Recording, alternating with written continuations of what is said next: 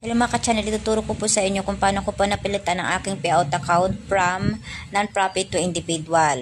Po pala yung reply sa akin ni Meta Team na nag-report po ako sa kanila about sa aking payout account. Pero nag-subscribe po muna ako sa verified page nila. Ito po yung link na binigay nila sa akin mga ka-channel.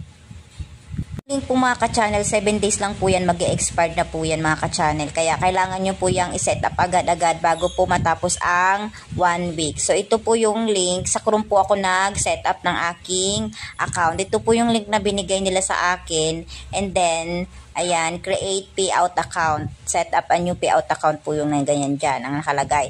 So i-click nyo lamang po yan. Tapos, yan, mag-set up na po kayo ng panibagong payout account katulad po nito, ayan. Yan po yung unang pag-set up ng panibagong payout account.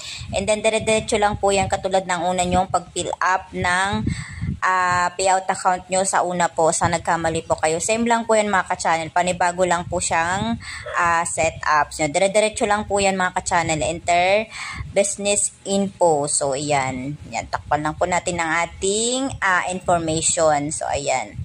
Dire-diretso lang po yan. So, ito na po yung naging kinalabasan ng aking pag-set up nung natapos ko na po siyang gawin mga ka-channel. So, nire-recap ko lang po ulit siya. So, ganyan po yung magiging labas yan. Yan po, napil-upan ko na po yan. And then, ito na po yung BIR tax po na pipil upan nyo din po yan. Yung, hindi, nakapil up na po yung iba dyan. Tapos yung iba po, lalagyan nyo na lang po yung kulang na hindi nila na-provide. Kasi automatic na po yan na nakalagay na po dyan. So, i-review lang po nyo kung ano po yung mga patakaran dyan ni Facebook. Ayan.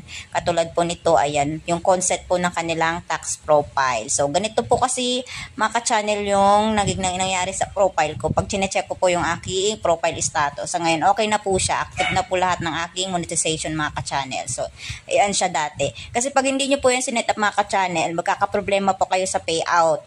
Hindi po kayo makakasahod, kaya kailangan nyo po yan i-set up. So, maraming salamat po mga ka-channel. Don't forget to subscribe my channel. Thank you very much.